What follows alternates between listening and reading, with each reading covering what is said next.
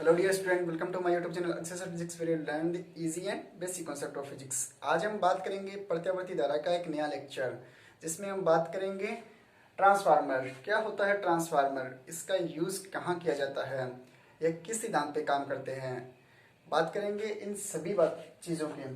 तो चलिए शुरू करते हैं। ट्रांसफार्मर अन्योन्य प्रेरण के सिद्धांत पर काम करता है। अब अन्योन्य प्रेरण क्या होता है? अपन ने विद्युत चुंबकीय प्रेरण लेक्चर में पढ़ा था कि अगर मान लो कि दो कोई भी कोईल परिनालिका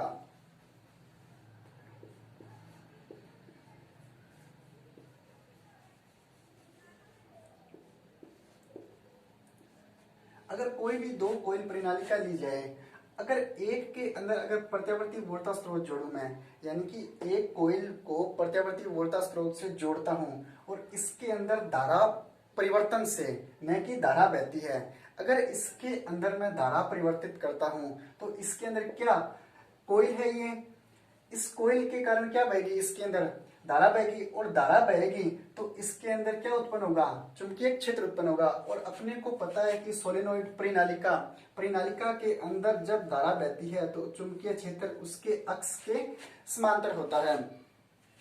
तो इसके अंदर क्या उत्पन्न होगा, चुंबकीय क्षेत्र उत्पन्न होगा। इस चुंबकीय क्षेत्र के कारण इसके अंदर बल रेखाएं उत्पन्न होगी और ये बल रेखाएं यहाँ पे क्या उत्पन्न करेगी, फ्लक्स परिवर्तन। ये बल रेखाएं इसके अंदर से गुजरेगी, जिसके कारण इसमें क्या उत्पन्न होगा, फ्लक्स परिवर्तन। यानी कि इसके अंदर क्या होगा, फ्लक्स परिवर्तन होगा और फ्लक्स परिवर्तन से इसके अंदर क्या उत्पन्न होगा, विद्युत वाहक बल उत्पन्न होगा, जिससे इसके अंदर एक धारा उत्पन्न हो जाएगी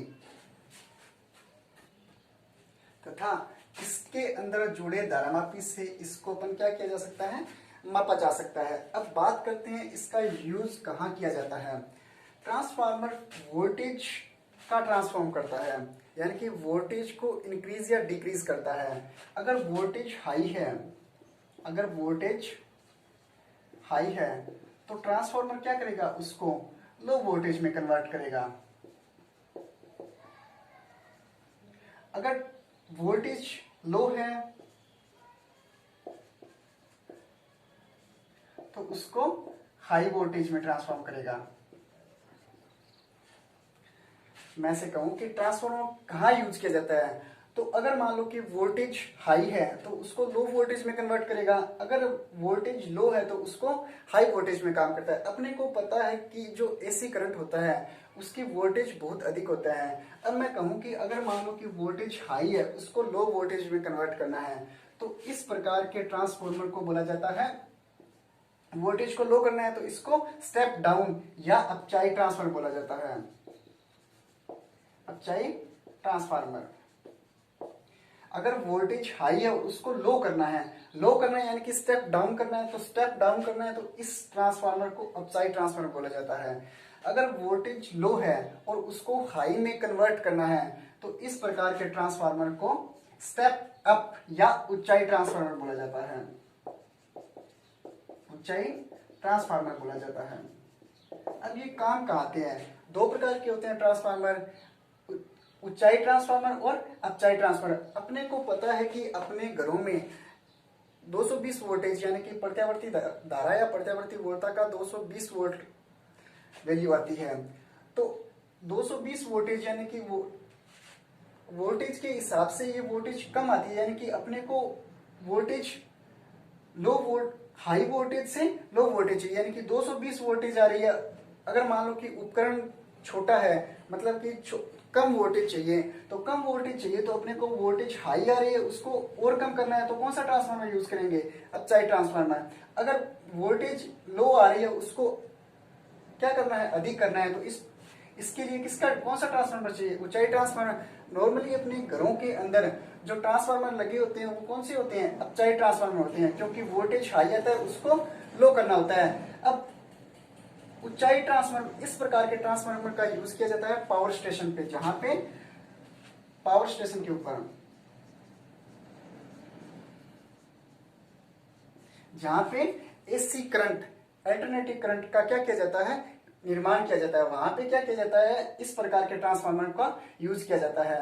क्योंकि अल्टरनेटिव करंट को हाई वोल्टेज के ऊपर जब भेजा जाता है तो इसकी शक्ति का क्षरण बहुत कम होता है, इसलिए क्या इस प्रकार के यानी कि ऊंचाई ट्रांसफार्मर का यूज करके इसकी वोल्टेज को और अधिक बढ़ाया जाता है, जिससे इसका शक्ति यानी कि इसकी शक्ति का क्षरण क्या हो, कम हो। अब बात करता हूं इसके कंस्ट्रक्शन की। इसमें क्या होता है, नरम लोहे की क्रोड के ऊपर कॉपर तार से बाइंडिंग की जाती है, यानी कि कॉपर तार से इसके दोनों तरफ बाइंडिंग की जाती है। एक तरफ फेरों की संख्या अधिक रखी जाती है और दूसरी तरफ फेरों की संख्या कम रखी जाती है। देखते हैं।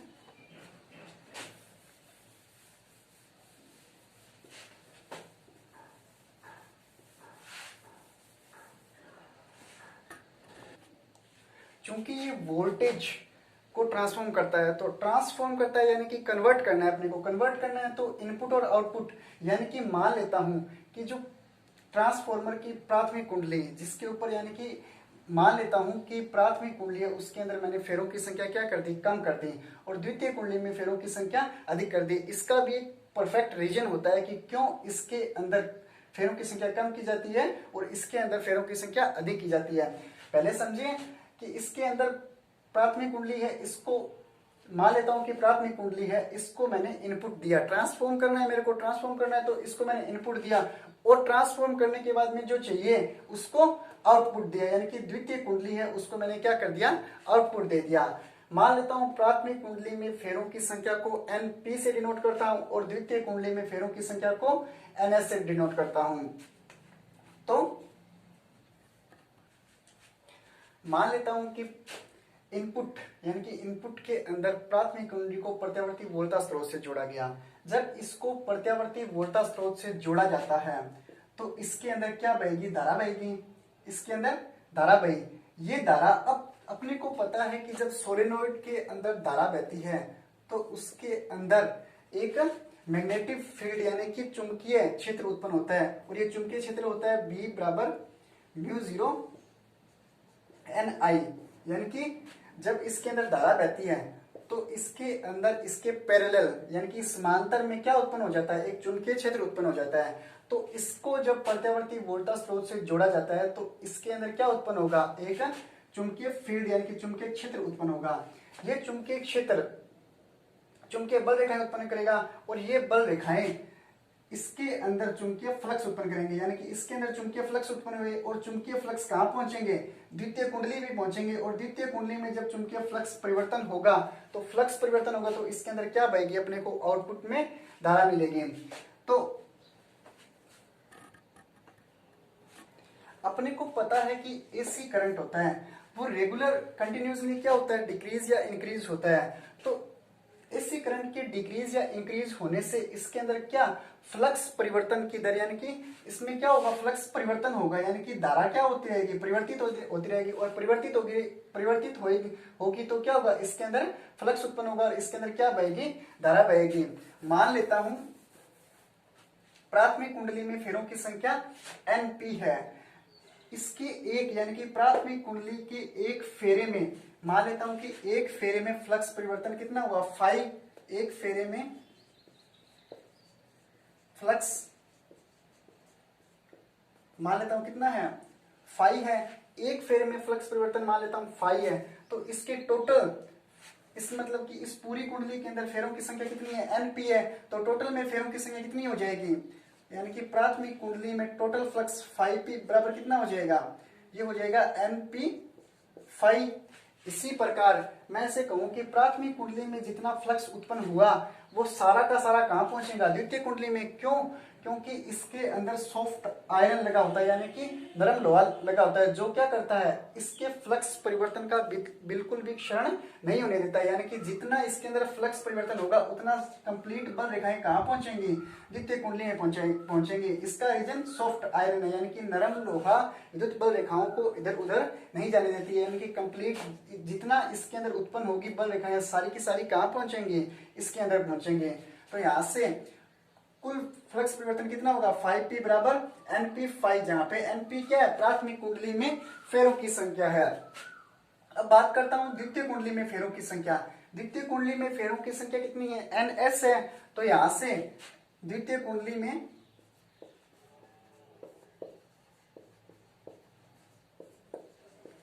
टोटल फ्लक्स कितना होगा, द्वितीय कुंडली में टोटल फ्लक्स फाई एस, यानी कि जितना फ्लक्स उत्पन्न हुआ, यानी कि प्राथमिक कुंडली में जितना फ्लक्स उत्पन्न हुआ वो कंप्लीटली किस में पहुंचा, द्वितीय कुंडली में पहुंचा। तो द्वितीय कुंडली में फेरों की संख्या हो जाएगा एन एस, और फ्लक्स फाई इसके अंदर, यानी कि एक फेर में फाई है तो दूसरे फेर में कितना पहुंचेगा फाई, और टोटल कितना पहुंचेगा एन एस फाई। अब मैं कहूं कि जब प्रत्यावर्ती वोल्टता स्रोत यानी कि प्राथमिक कुंडली को प्रत्यावर्ती वोल्टता स्रोत से जोड़ता हूं, तो प्राथमिक कुंडली यानी कि एसी करंट के कारण इसके अंदर क्या उत्पन्न होगा, फ्लक्स, इसके अंदर चुंबकीय क्षेत्र उत्पन्न होगा, यानी कि फ्लक्स परिवर्तन होगा। यानी कि फ्लक्स परिवर्तन के कारण प्राथमिक कुंडली में क्या उत्पन्न होगा, विद्युत वाहक बल उत्पन्न होगा। मान लेता हूं कि प्राथमिक कुंडली में विद्युत वाहक बल को, प्राथमिक कुंडली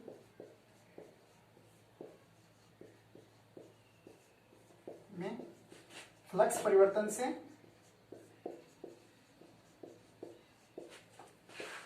विद्युत वाहक बल उत्पन्न होता है।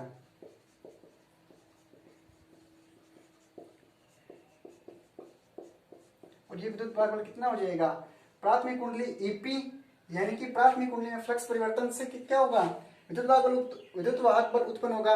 और विद्युत वाहक बल कितना, ईपी बराबर फ्लक्स परिवर्तन डी फाइव पी अपॉन में dt, यानी कि प्राथमिक कुंडली में फ्लक्स परिवर्तन फाइव पी, और फ्लक्स परिवर्तन में दर क्या होती है, विद्युत वाहक बल होता है। तो यहां से अगर ईपी का मान निकालो तो ये हो जाएगा ईपी बराबर फाइव पी का मान, दो फाइव पी का मान कितना है, N P D five upon में dt हो जाएगा। अब अगर बात करूं, अब मैं कहूं कि फैराडे के नियम से फ्लक्स परिवर्तन की जो डायरेक्शन होती है वो नेगेटिव होती है। तो यहां से अगर फैराडे के नियम से बात करूं, फैराडे के नियम से फ्लक्स परिवर्तन की दर यानी कि डायरेक्शन होती है वो नेगेटिव होती है। तो यहां से ये क्या हो जाएगा, minus N P D five upon में dt हो जाएगा। इसी प्रकार द्वितीय कुंडली यानी कि जो फ्लक्स यहाँ पे उत्पन्न हुआ वो कंप्लीटली यहाँ पहुंचेगा और इसके अंदर क्या उत्पन्न करेगा, धारा उत्पन्न करेगा।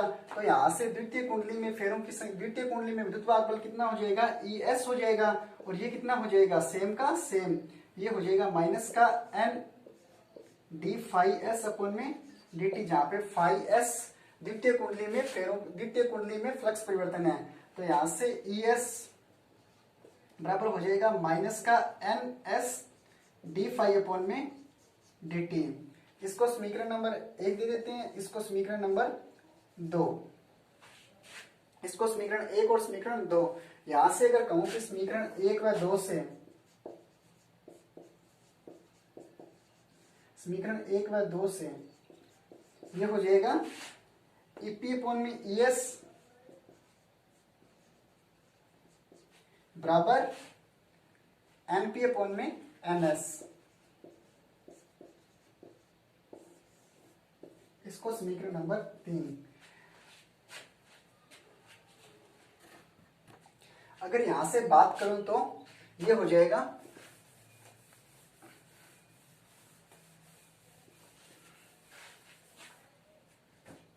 अगर ऊंचाई ट्रांसफार्मर की बात करूं तो ऊंचाई ट्रांसफार्मर में क्या होता है, ऊंचाई ट्रांसफार्मर क्या करता है, लो वोल्टेज से अपने को हाई वोल्टेज में ट्रांसफॉर्म करता है। तो अपने को इनपुट में लो चाहिए और आउटपुट में क्या चाहिए, हाई चाहिए। इनपुट में लो और आउटपुट में हाई चाहिए, यानी कि सेकेंडरी कॉइल के अंदर क्या होगा, अगर बात करूं इनपुट के अंदर लो चाहिए, यानी कि ईपी क्या चाहिए, प्राथमिक कुंडली में लो वोल्टेज चाहिए। तो ईपी हो जाएगा, ईपी में लो चाहिए ES से, और यहां से अगर बात करूं तो एनपी भी क्या हो जाएगा, लो हो जाएगा NS से। अगर मैं कहूं कि ऊंचाई ट्रांसफार्मर क्या करता है, लो वोल्टेज से हाई वोल्टेज, यानी कि इनपुट में लो वोल्टेज चाहिए और आउटपुट में अपने को हाई चाहिए। तो यहां से समीकरण 3 से ईपी क्या हो जाएगा, लो वोल्टेज, यानी कि ईपी क्या होता है, विद्युत वाहक बल या वोल्टेज होती है। तो ईपी लो चाहिए और ES क्या चाहिए, हाई चाहिए। तो यहां से अगर कहूं कि ईपी अगर लो है तो ES क्या हो जाएगा, यानी कि प्राथमिक कुंडली में विद्युत वाहक बल कम है और सेकेंडरी में ज्यादा है, तो यहाँ से प्राथमिक कुंडली में फेरों की संख्या क्या हो जाएगी, कम हो जाएगी, द्वितीय कुंडली में फेरों की संख्या क्या हो जाएगी, अधिक हो जाएगी। यानी कि जो दिया गया ट्रांसफॉर्मर है वो कौन सा ट्रांसफॉर्मर है, ऊंचाई ट्रांसफॉर्मर है, जिसमें प्राथमिक कुंडली में फेरों की संख्या कम होती है और द्वितीय कुंडली में फेरों की संख्या अधिक होती है। अब अगर बात करूं मैं अपचाई ट्रांसफार्मर की,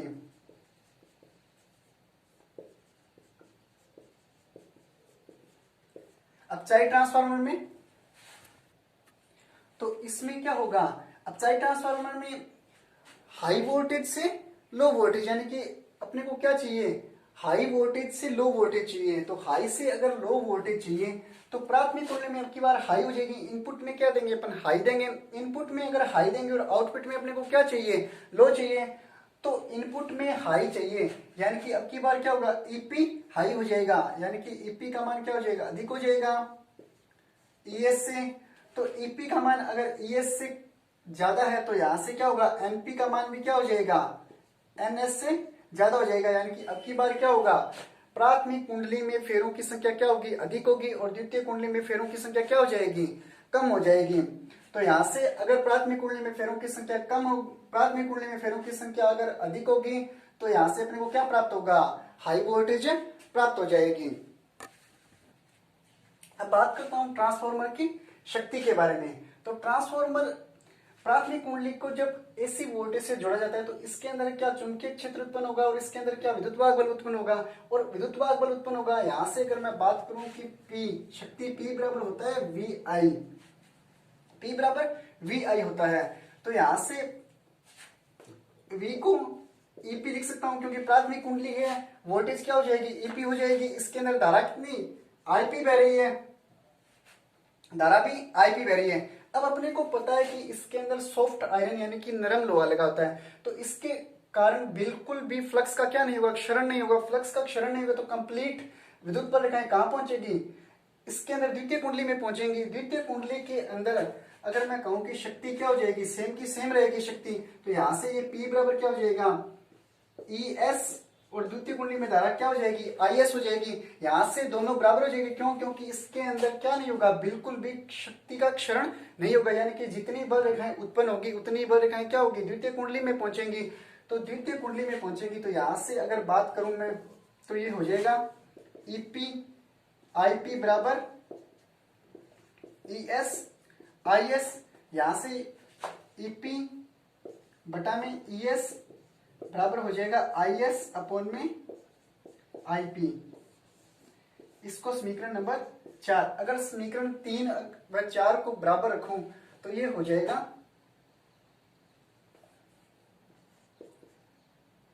EP अपॉन में ES बराबर NP अपॉन में NS बराबर IS अपॉन में IP, जो कि क्या है, ट्रांसफार्मर का सिद्धांत होता है। यानी कि अगर प्राथमिक कुंडली में फेरों की संख्या अधिक करेंगे, यानी कि ऊंचाई ट्रांसफार्मर, ऊंचाई ट्रांसफार्मर में क्या होता है, प्राथमिक कुंडली में फेरों की संख्या कम और द्वितीय कुंडली में फेरों की संख्या ज्यादा होगी, तो यहां से इसके अंदर धारा क्या बहेगी, कम बहेगी, यानी कि प्राथमिक कुंडली में धारा कम होगी और द्वितीय कुंडली में धारा क्या हो जाएगी, अधिक हो जाएगी। यही क्या होता है, ट्रांसफार्मर का सिद्धांत होता है। अब अगर बात करूं ट्रांसफार्मर की शक्ति या ट्रांसफार्मर की दक्षता के बारे में, तो ट्रांसफार्मर की दक्षता 100% कभी नहीं हो सकती। अगर अपने को ऐसा ट्रांसफार्मर बनाना है, हालांकि मैंने इसको सॉफ्ट आयरन यानी कि इसके आसपास सॉफ्ट आयरन यानी कि इसको मतलब इसकी जो बाइंडिंग की है वो सॉफ्ट आयरन से की है और कॉपर तार की बाइंडिंग की गई है, लेकिन फिर भी इसके अंदर कुछ न कुछ क्षति तो जरूर होगी, यानी कि इसका फ्लक्स में कुछ न कुछ क्षति जरूर होगी। यानी कि ऐसा ट्रांसफार्मर जिसकी दक्षता 100% हो, ऐसा ट्रांसफार्मर बनाना असंभव है। यानी कि ऐसा जो ट्रांसफार्मर होता है वो क्या होता है, एक आइडियल ही होता है। इसलिए कोई भी ट्रांसफार्मर है उसकी दक्षता 99.9 हो सकती है, लेकिन 100% कभी भी नहीं हो सकती है। अगर बात करूं इसकी आउटपुट की, तो आउटपुट बात करूं इसकी शक्ति या दक्षता की, तो शक्ति या दक्षता क्या हो जाएगी, आउटपुट में दी गई पावर अपॉन में इनपुट पावर गुणा 100, ये क्या होती है, एक ट्रांसफॉर्मर की दक्षता होती है, जिसे नीटा से लिखा जाता है। यानी कि एक ट्रांसफॉर्मर की दक्षता 100% कभी नहीं हो सकती है। अगर इसकी दक्षता निकालनी होती है तो क्या हो जाएगी, आउटपुट में प्राप्त पावर यानी कि आउटपुट में प्राप्त शक्ति बटा में इनपुट में दी गई यानी कि निवेशित शक्ति और गुणा में क्या 100। इसको क्या बोला जाता है, ट्रांसफॉर्मर की दक्षता बोला जाता है। अब अगर बात करूं कि ट्रांसफॉर्मर की दक्षता 100% क्यों नहीं हो सकती, तो मॉडर्न जो ट्रांसफॉर्मर आ रहे हैं उनकी दक्षता 99.9 हो सकती है। इसका रीजन क्या है,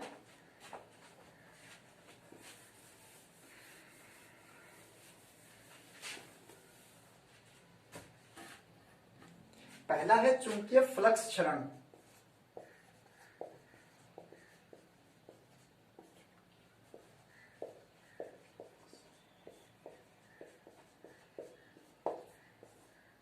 चुंबकीय फ्लक्स क्षरण, मैं ऐसे कहूं कि जब इसको एसी वोल्टेज दी जाती है तो इसके अंदर क्या उत्पन्न होगा, विद्युत ये चुंबकीय क्षेत्र उत्पन्न होगा। तो चुंबकीय क्षेत्र अपने को पता है, जो सोलेनाइड होता है, ये सोलेनाइड है, ठीक है, सोलेनाइड होता है, उसको जब उसके अंदर जब धारा प्रवाहित की जाती है तो उसके अंदर क्या उत्पन्न होगा, फ्लक्स परिवर्तन के कारण चुंबकीय क्षेत्र उत्पन्न होगा और चुंबकीय क्षेत्र क्या होगा, इसके पैरेलल होगा। यहां से अगर बात करूं, इसके अंदर फेरों की संख्या कुछ इस प्रकार है, तो इस प्रकार है, तो इसके अंदर क्या बहेगी, धारा बहेगी। तो धारा बहेगी तो इसके अंदर जो चुंबकीय बल रेखाएं उत्पन्न होगी वो कुछ इस प्रकार होगी, यानी कि कुछ इस प्रकार होगी चुंबकीय बल रेखाएं। तो चुंबकीय बल रेखाएं इस प्रकार होगी, तो इसके अंदर क्या होगा, इसके अंदर जो चुंबकीय बल रेखाएं होगी वो भी कुछ इस प्रकार ही होंगी, यानी कि कुछ बल रेखाएं क्या होगी, ऐसे करके ऐसे हो जाएगी, यानी कि कंप्लीट जो चुंबकीय बल रेखाएं होगी वो कहां नहीं पहुंच पाएगी, यहां नहीं पहुंच पाएगी। या बात करूं, जो चुंबकीय बल रेखाएं यहां से भी इधर से भी निकल जाएगी, यानी कि इसके अंदर जो कंप्लीट चुंबकीय बल रेखाएं होंगी, यानी कि 100% चुंबकीय बल रेखाएं जो उत्पन्न होगी उनमें से 99 ही यहाँ पहुंचेंगी, लेकिन 0.1% बल रेखाएं होंगी वो क्या कहाँ नहीं पहुंच पाती, यहाँ नहीं पहुंच पाती, जिसके कारण क्या अपने को कंप्लीट ट्रांसफॉर्मर की दक्षता 100% नहीं मिल पाती है। अगर अपने को इसको कम करना है तो इसको कम करने के लिए क्या किया जाता है, जो धातु ली जाती है वो किसकी ली जाती है, एक नरम लोहे की ली जाती है, और नरम लोहा क्या करता है, विद्युत बल रेखाओं को बाहर जाने से रोकता है। इसलिए जो इसके अंदर ही चुंबकीय बल रेखाएं हैं उनको वो कहां पहुंचाता है, यहां पहुंचाता है, लेकिन जो बीच में बल रेखाएं होती है वो अपने आप यहां नहीं पहुंच पाती है, जिसके कारण क्या फ्लक्स का लीकेज होता है। अब दूसरी बात करता हूं ताम्र हानि या कॉपर लॉस।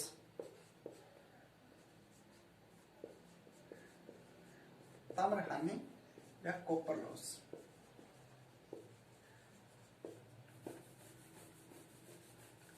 मैं से कहता हूं कि जो तार ली जाते हैं, यानी कि प्राथमिक कुंडली या द्वितीय कुंडली सोलेनाइड बनाने के लिए जो तार ली जाते हैं उसका कुछ ना कुछ क्या होता है, रेजिस्टेंस होता है, इनका कुछ ना कुछ रेजिस्टेंस होता है, जिसके कारण इसके अंदर धारा बहती है, तो कुछ ना कुछ शक्ति का क्या होगा, क्षरण होगा।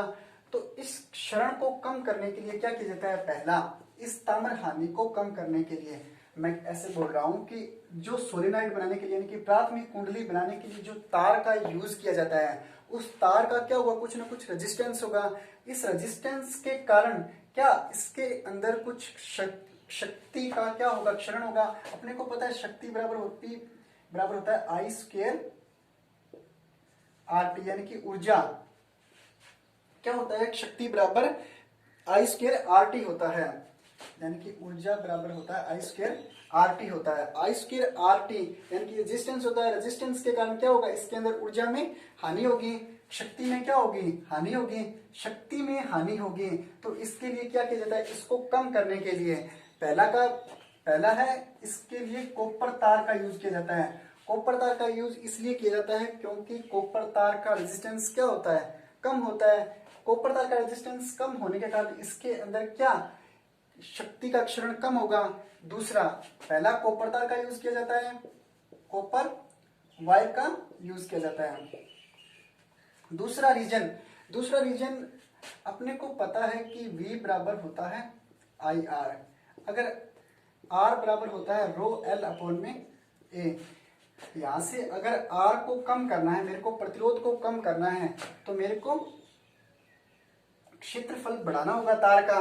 अगर मैं कहूं कि शक्ति को कम करना है यानी कि रेजिस्टेंस कम करना है, तो मोटे तार का उपयोग किया जाता है, यानी कि थिक वायर ली जाती है, मोटे तार का उपयोग किया जाता है। क्योंकि मोटे तार का क्षेत्रफल क्या होगा, अनुप्रस्थ काट क्षेत्रफल अधिक होगा।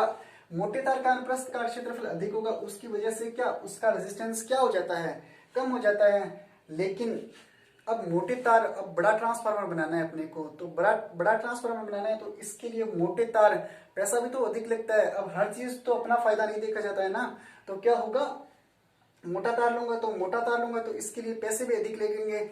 इसके लिए भी एक परफेक्ट रीजन सोचा गया, क्या, कि जिस साइड अपने को हाई वोल्टेज चाहिए या जिस साइड अपने को कम लो वोल्टेज चाहिए, उस साइड क्या कर दो, फेरों की संख्या अधिक कर दो। यानी कि जिस साइड लो वोल्टेज चाहिए या जिस साइड हाई वोल्टेज चाहिए, वहां पे क्या, मोटे तार का उपयोग किया जाता है। मैं ऐसे कहूं कि मोटे तार का उपयोग वहां करो, मोटे तार का उपयोग उस साइड करो जिस साइड हाई करंट चाहिए, अपने को हाई करंट चाहिए। इससे क्या होगा, अगर मैं कहूं कि मेरे को मान लेता हूं कि ये अपना ऊंचाई ट्रांसफार्मर है, ऊंचाई ट्रांसफार्मर तो प्राथमिक कुंडली में फेरों की संख्या क्या होगी, कम होगी, और द्वितीय कुंडली में फेरों की संख्या क्या होगी, अधिक होगी। प्राथमिक कुंडली में अगर फेरों की संख्या क्या है, कम है, तो प्राथमिक कुंडली में फेरों की संख्या कम है, इसके कारण इसमें क्या होगा, विद्युत वाहक बल भी तो कम होगा, यानी कि ईपी का मान भी कम होगा। ईपी का मान कम होगा तो इसके अंदर क्या होगा, धारा का मान क्या होगा, अधिकतम होगा। क्यों, क्योंकि अपने को पता है कि आई एस अपॉन में आई पी, यानी कि प्राथमिक कुंडली में फेरों की संख्या अगर कम होगी तो इसके कारण वोल्टेज भी कम होगी। अगर वोल्टेज का मान कम होगा तो इसके अंदर धारा का मान क्या होगा, अधिकतम होगा। इसके लिए अगर यानी कि कहूं कि ऊंचाई ट्रांसफार्मर में प्राथमिक कुंडली में मोटे तार का उपयोग करूं, तो प्राथमिक कुंडली में मोटे तार का उपयोग किया जाता है, तो अपने आप इसके अंदर धारा बहेगी तो फ्लक्स परिवर्तन भी अधिक होगा, और फ्लक्स परिवर्तन अधिक होगा तो इसके अंदर क्या बहेगी, धारा बहेगी, और अपने को लो वोल्टेज पे क्या प्राप्त हो जाएगी, धारा प्राप्त हो जाएगी। अब बात करूं इसके अंदर तीसरी कमी की, यानी कि जो एनर्जी लॉस होगा, वो इसका तीसरा रीजन क्या है, भंवर धारा।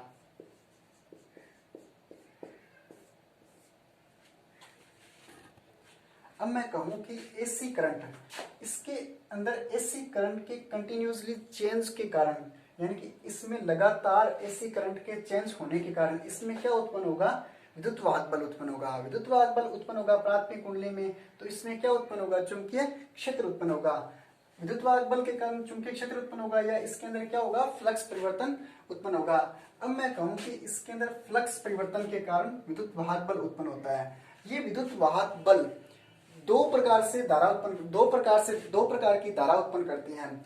एक तो धारा उत्पन्न करेगा इसके अंदर कॉपर वायर में, मैं से कहूं कि ईएमएफ दो प्रकार से धारा उत्पन्न करेगा। एक तो धारा उत्पन्न करेगा किसमें, कॉपर वायर में। दूसरा किसमें, इस सॉफ्ट आयरन कोयल में, यानी कि इस सॉफ्ट आयरन, ये भी तो क्या है, एक धातु का बना है, और इसके अंदर भी क्या उत्पन्न हो सकती है, धारा उत्पन्न हो सकती है। तो दूसरा किसमें उत्पन्न करेंगे, ये सॉफ्ट आयरन कोर के अंदर क्या उत्पन्न करेंगे, धारा उत्पन्न करेंगे। तो यहां से अब मैं कहूं कि एसी करंट के कारण, यानी कि प्रत्यावर्ती धारा के कारण जो विद्युत वाहक बल उत्पन्न हुआ, वो क्या करेगा, दो प्रकार की धारा उत्पन्न करेगा। एक तो कॉपर वायर में, और दूसरा किसमें, सॉफ्ट आयरन में। अब जो सॉफ्ट वायर में जो सॉफ्ट आयरन होता है, जो सॉफ्ट आयरन नरम लोहा होता है, उसके अंदर जो धारा उत्पन्न होती है वो कौन सी धारा उत्पन्न होती है, भंवर धारा होती है। और वो किस में होगी, एक 3D टाइप में होगी। कहने का तात्पर्य, मान लेता हूं कि ये ना ट्रांसफार्मर है, यानी कि इसके अंदर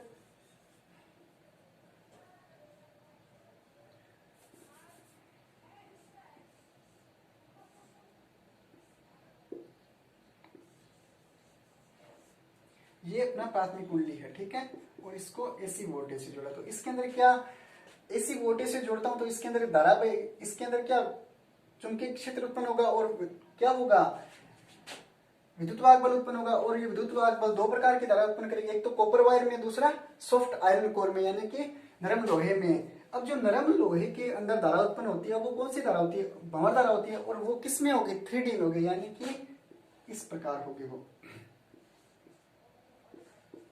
यानी कि इसके अंदर भी हो सकती है, यानी कि ऐसे भी हो सकती है आगे की तरफ, या इसको ऐसे, जिसके कारण क्या होगा इसके अंदर एनर्जी का लॉस होगा। अगर मैं कहूं मान लेता हूं कि जो भंवर धारा है उसको, भंवर धारा को आई ई से लिखता हूं, भंवर धारा को आई ई से, और भंवर धारा को आई ई से लिखता हूं, और जो कोर मटेरियल यानी कि कोर मटेरियल रेजिस्टेंस है, इसका भी सॉफ्ट आयरन का भी तो कुछ ना कुछ क्या होगा रेजिस्टेंस होगा, उसको क्या किससे कोर मटेरियल रेजिस्टेंस, इसको आर सी से लिखता हूं। तो टोटल जो शक्ति का लॉस होता है वो कितना होता है, पी बराबर आई ई की स्क्वायर आर सी टी, यानी कि इसके कारण जो शक्ति का लॉस होगा वो कितना होगा, पी बराबर आई ई की square R C. R C का क्या है जहां पे कोर मटेरियल रेजिस्टेंस, यानी कि इस नरम लोहे का कुछ ना कुछ रेजिस्टेंस होगा, तो कितना शक्ति का क्षरण होगा, पी बराबर आई स्क्वायर आर सी टी।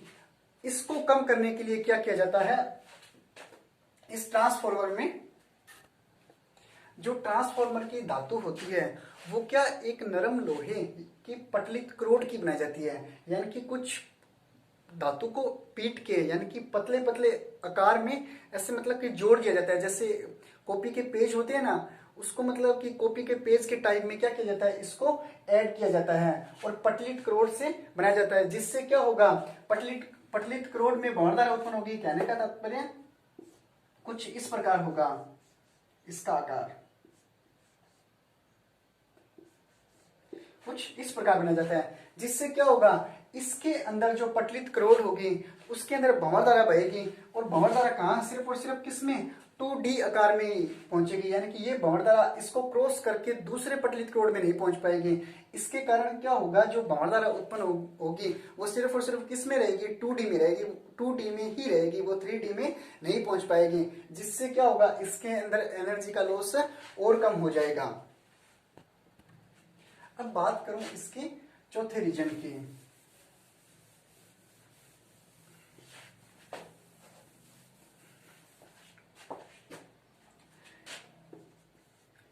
चौथा है शैथिल्य हानि।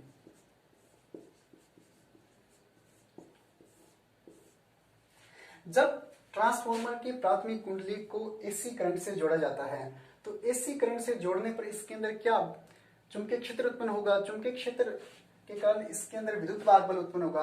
कहने का तात्पर्य अपने को पता है जो एसी करंट होता है, एसी वोल्टेज होती है, वो लगातार क्या होती रहती है, डिक्रीज या इंक्रीज, यानी कि कंटिन्यूसली क्या चलती रहती है। एक बार इसका मान कम होता है, एक बार इसका मान क्या होता है अधिक होता है। तो इसके मान यानी कि इसका जो एसी करंट का जो मान होता है एक बार इंक्रीज और डिक्रीज होने के कारण इसके चुंबकत्व के ऊपर क्या इफेक्ट डालता है। कहने का तात्पर्य एसी वोल्टेज का मान अधिक होने के कारण, मैं ऐसे कहूं कि एसी वोल्टेज का मान अधिक होने के कारण अधिक होगा तो इसके अंदर क्या होगी बल रेखाएं भी ज्यादा होगी, बल रेखाएं ज्यादा होने के कारण इसके अंदर जो चुंबकीय क्षेत्र उत्पन्न होगा यानी कि मैग्नेटिक फील्ड उत्पन्न होगी वो क्या होगी अधिक होगी। अब दूसरी बार मैं कहूं कि एसी वोल्टेज का मान बिल्कुल कम है, लो है, तो लो होने के कारण इसके अंदर क्या होगी विद्युत बल रेखाओं का मान भी कम होगा।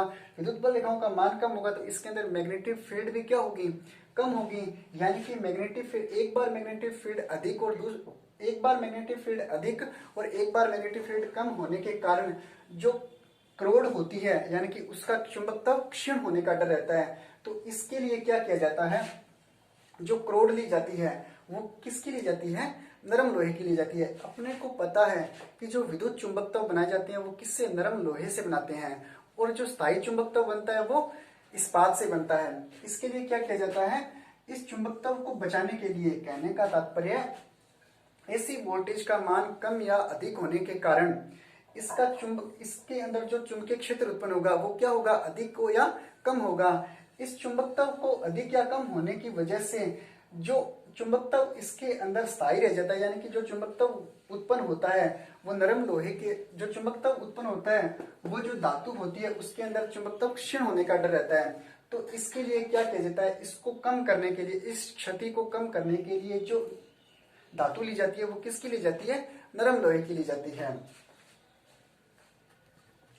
इस प्रकार जो मॉडर्न टाइप में ट्रांसफॉर्मर आ रहे हैं वो इन सभी कमियों को दूर करने के लिए, यानी कि अलग अलग टाइप का यूज, अलग अलग टाइप की धातुओं का यूज किया जाता है इन सभी कमी को दूर करने के लिए। तो इसी के साथ आज का लेक्चर यही समाप्त होता है। आशा करता हूँ आज जो भी करवाया है वो आपको अच्छे से समझ में आ गया होगा। Thanks for watching my video.